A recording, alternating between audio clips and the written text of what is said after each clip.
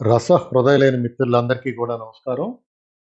ఈరోజు కేరళ జానపద కథల్లో మనం 16వ కథ చెప్పుకోబోతున్నాం. ఆ కథ పేరు 'విల్వ మంగళాయతు స్వామియార్ కథ'. అంటే విల్వమంగళం అనే స్వామివారి యొక్క కథ అనమాట.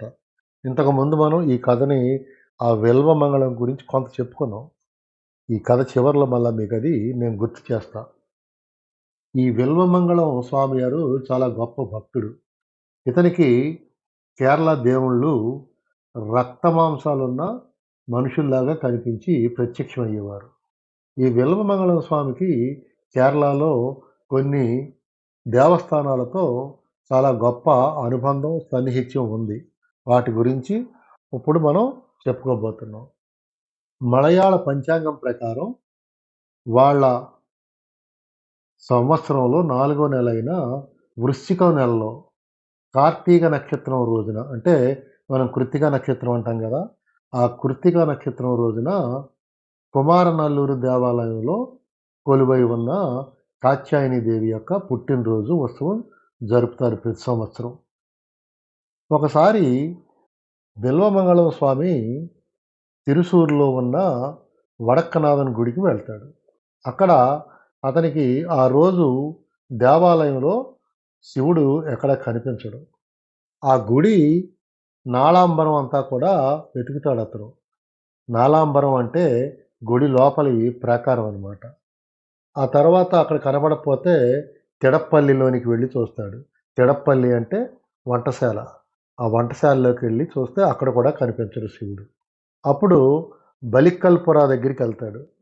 బలిక్కల్పుర అంటే గుడి గోపురం దాటి లోపలికి వచ్చాక ఉండే ప్రధాన మండపం. అక్కడ కూడా కనపడలా. ఆ బలిక్కలపుర అంటే మనం ఒక విధంగా బలిపీఠం అంటారు గదా! ఆ బలిపీఠం అని చెప్పుకోవచ్చు. అక్కడికి కూడా వచ్చి చూస్తే స్వామివారు అక్కడ కూడా కనపడలా. ఈ విల్వమంగళం గుడి మొత్తం గిరగిరా తిరుగుతాడు శివుడిని ఎతుకుతూ. కానీ శివుడు ఎక్కడ కూడా కనపడ్డు.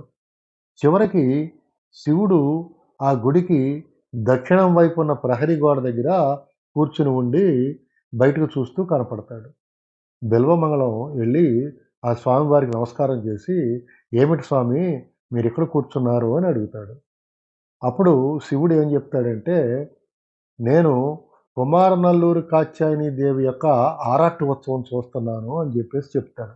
ఆరాటు ఉత్సవం అంటే అమ్మవారి విగ్రహాన్ని ఏనుగుపై ఎక్కించి నీటి దగ్గరికి తీసుకెళ్ళి నీటిలో నిమజ్జనం చేస్తారు.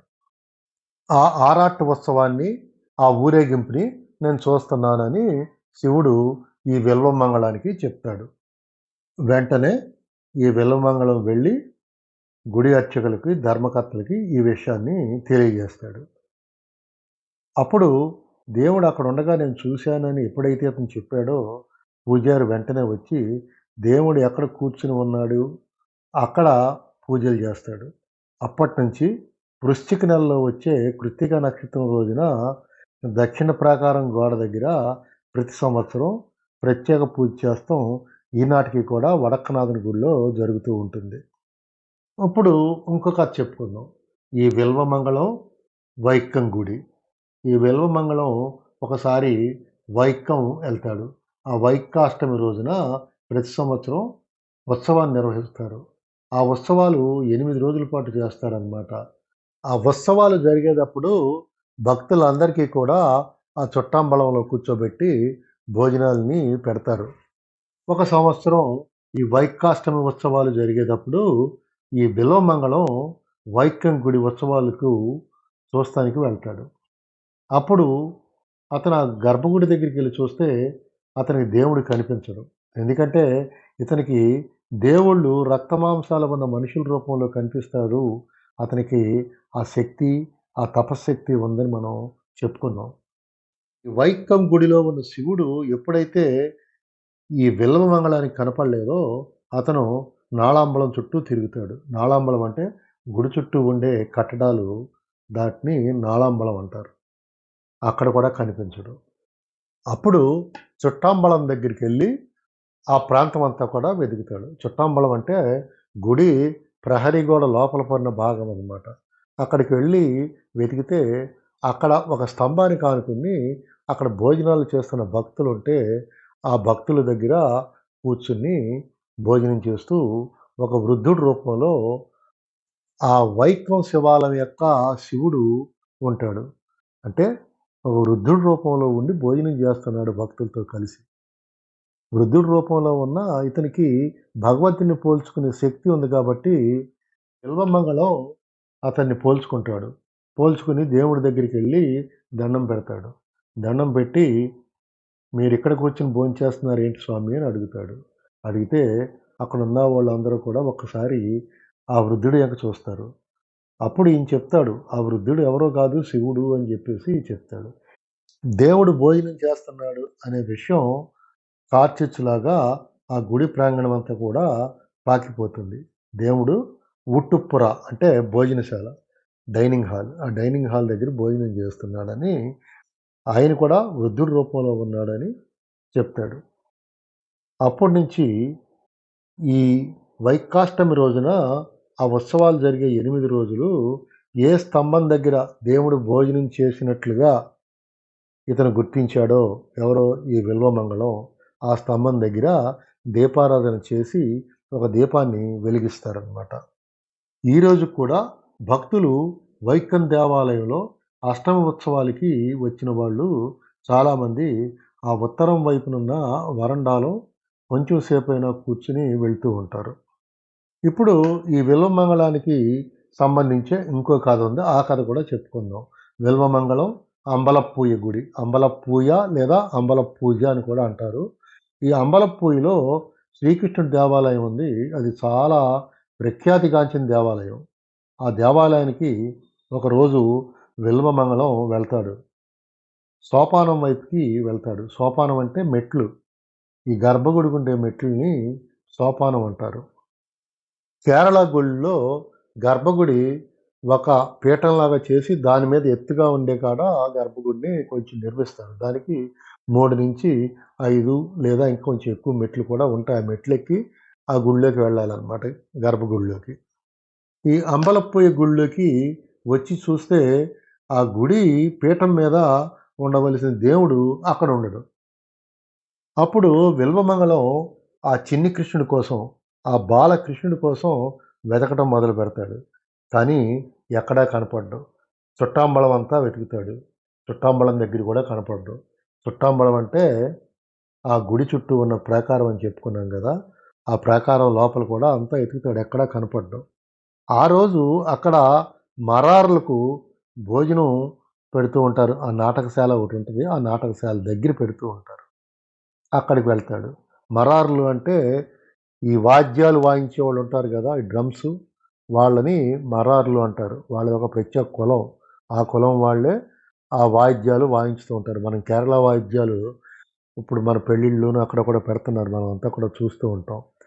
ఆ కమ్యూనిటీ వాళ్ళని మరారులు అని జెప్పేసి అంటారనమాట. ఉత్సవాలప్పుడు ఈ అంబలపోయ గుడిలో మరారులకి భోజనం పెడతారు. తీరా అక్కడికెళ్ళేటప్పటికి ఈ విల్వమంగళానికి బాలకృష్ణుడు వాళ్ళకి వడ్డన చేస్తూ ఉంటాడు పాయసాన్ని. ఒక్కసారి బాలకృష్ణుని చూడగానే ఇతను వెళ్ళి నమస్కారం పెడతాడు. పెట్టి "స్వామి ఏమిటి ఇంతమంది ఉండగా మీరే వచ్చి ఈళ్ళకి వడ్డించాలా? మీరెందుకు ఈ శ్రమ తీసుకుంటున్నారు?" అని చెప్పేసి దేవుడిని ప్రశ్నిస్తాడు. ప్రశ్నిస్తే దేవుడు ఏమని చెప్తాడంటే, "ఈ మరార్లు నా ఉత్సవంలో, నా ఊరేగింపుల్లో వాళ్ళు ఈ వాయిద్యాలు వాయించుతూ ఉంటారు. ఈ తప్పెట్లు, తాళాలు ఇయన్నీ వాళ్ళు వాయించుతూ ఉంటారు. వీళ్ళు చాలా కష్టపడతారు. అంచేత వీళ్ళంటే నాకిష్టం. అంచేత నేను స్వయంగా వచ్చి వీళ్ళకి వడ్డన చేస్తున్నాను" అని చెప్పేసి ఆ బాలకృష్ణుడు చెప్తాడు ఈ విల్వమంగళానికి. మళ్ళా ఈ విషయం ఎప్పట్లాగానే గుళ్ళో ఉన్న అందరికీ కూడా తెలుస్తుంది. దేవుడు వచ్చి మరార్లకి భోజనం వడ్డిస్తున్నాడు అనే విషయం. విల్వమంగళం తర్వాత ఇన్ని సంవత్సరాలు గడిచిపోయినా ఈనాటికి కూడా ఆ ఉత్సవాలప్పుడు మరార్లకి భోజనం పెడతం అనేది ఒక పెద్ద కార్యక్రమంగా జరుగుతుంది. అంబలప్పుయ్య గుడిలో దర్శించగలిగిన వారికి, అంటే దర్శనం చేసుకోగలిగిన వాళ్ళకి, అంటే భగవంతుని భావించి అతను చూడగలిగిన వాళ్ళకి భగవంతుడు ఎప్పటికీ కూడా తప్పకుండా కనపడతాడని అక్కడ కేరళ ప్రజలకి ఒక నమ్మకం ఉంది. విల్వమంగళం కథలో చివరిది, ఆఖరిదైన ఇంకో చిన్న కథ ఉంది. ఆ కథని ఇప్పుడు చెప్పుకుందాం.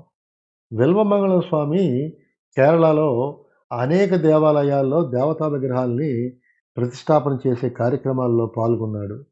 అయి ప్రఖ్యాతి చెందిన తిరువనంతపురం అనంత పద్మనాభ స్వామి ఆలయం, తిరువరప్పు శ్రీకృష్ణస్వామి ఆలయం, ఎట్టమనూరు శివాలయం, చిత్తల కాత్యాయనీదేవి ఆలయం.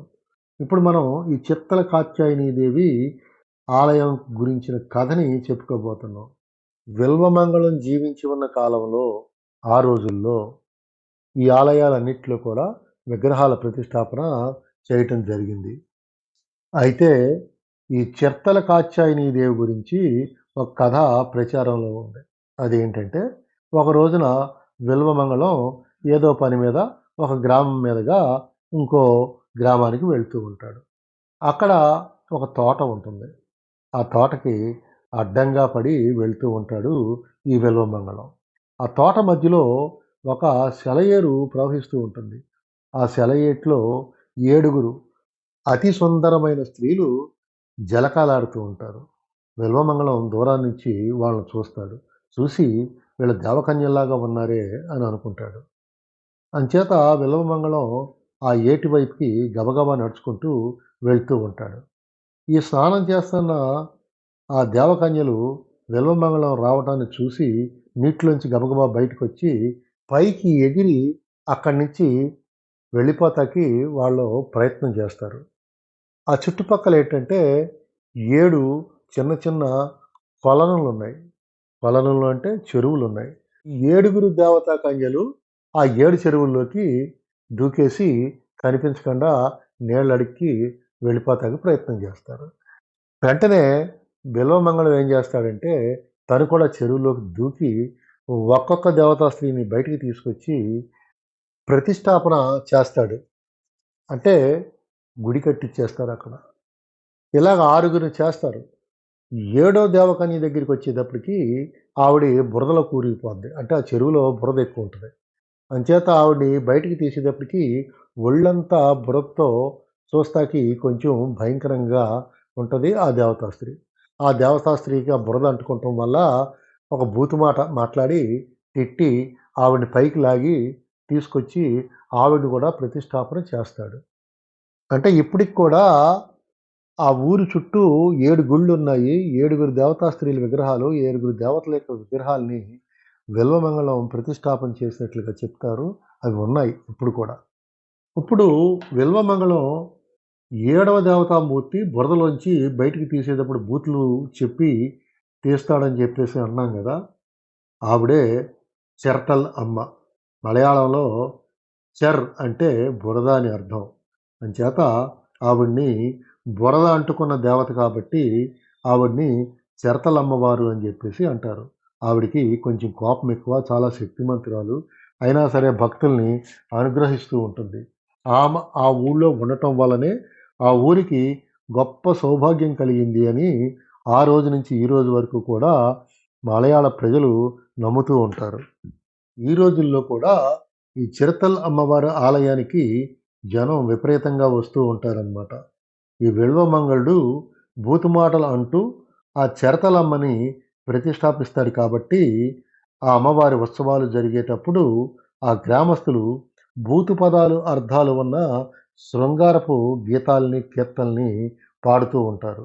అమ్మవారు కూడా ఆ శృంగార కీర్తనలు విని ఆనందిస్తూ భక్తుల్ని ఆశీర్వదిస్తుంది అని కేరళ ప్రజలు నమ్ముతారు. అలా ఆ బెల్వమంగళుడు ఇంకా చాలా కాలం నివసిస్తాడు.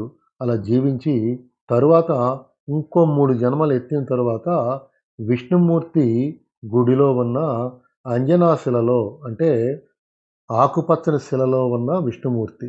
ఆ విష్ణుమూర్తిలో అతను తులసి మొక్కగా ఉండి ఐక్యమైపోతాడని జెప్పేసి మనం తలక్కలత్తూరు భట్టాత్రి కథలో చెప్పుకున్నాం. మీ అందరికీ ఆ విషయం గుర్తుండే ఉంటుంది. తులసి మొక్క కింద వెలిసి ఆ దేవుడి దగ్గరికి తీసుకెళ్ళామంటే ఆ తులసి మొక్క ఆ విగ్రహంలోనికి వెళ్ళి ఐక్యమైపోతుంది. ఆ విధంగా బిల్వమంగళుడు విష్ణుమూర్తిలో ఐక్యమైపోయి మోక్షం పొందాడని చెప్పేసి మనం చెప్పుకున్నాం. అది బిల్వమంగళుడి యొక్క కథ. మిత్రులందరికీ సెలవు. నమస్కారములతో మీ ఆదిశేషు.